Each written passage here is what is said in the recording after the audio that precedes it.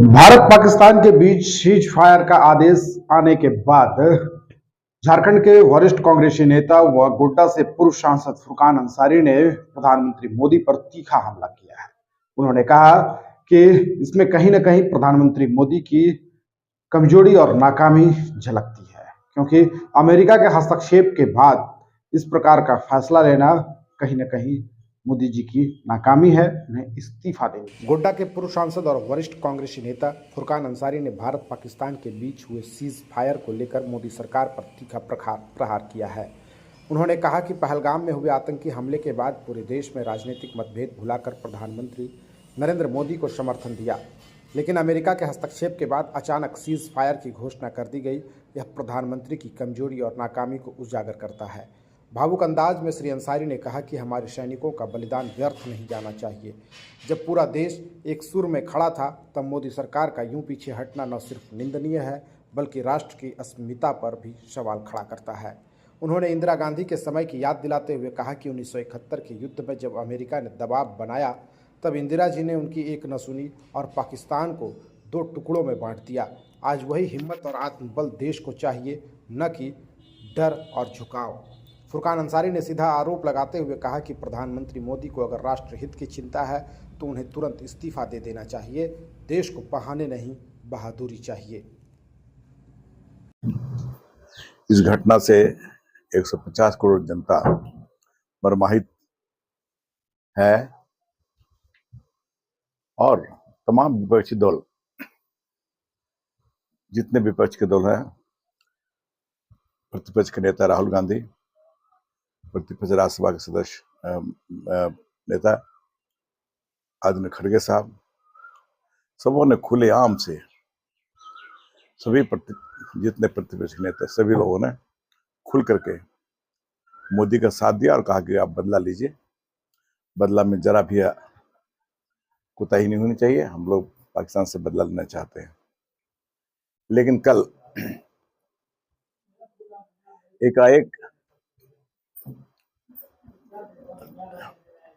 America के राष्ट्रपति का दबाव आया और दोनों ही देश के लोगों को सीज फायर करने की आदेश दिया कि युद्ध नहीं होगा, मैं जो कहूंगा वही आपको करना है।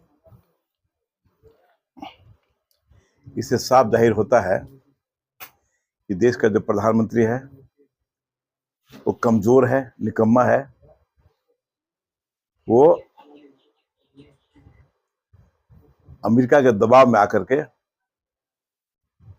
उनको समझौता करना पड़ा सीज फायर के लिए। मुझे सिर्फ कहना यह है कि 1971 को याद करिए आप, इंदिरा जी का जमाना, जब इंदिरा जी प्रधानमंत्री थी इस देश की और हमारे सरहद पर जो गतिविधियां थी उस समय में, जिससे पाकिस्तान का घुसपैठ और हमारे लोगों को मारने का जो ये था, लास्ट में युद्ध करना पड़ा और पाकिस्तान को 2 टुकड़े में बांट दिया। उस वक्त भी अमेरिका के जो राष्ट्रपति थे उन्होंने दबाव दिया था कि आप ऐसा नहीं कर सकते हैं, ऐसा बंद करिए, आप युद्ध को बंद करिए और ये ठीक नहीं है देश के लिए, दुनिया के लिए। इंदिरा जी ने कहा ये हमारे देश की सुरक्षा का विषय है, मैं किसी के दबाव में, चाहे विदेशी कोई शक्तियां हैं, चाहे अमेरिका हो या कोई भी देश हो, वो हमारे पर अगर दबाव देता तो मैं उनके दबाव में आने वाला नहीं हूं। मैं जो सोच लिया हूं वो मैं करके रहूंगा।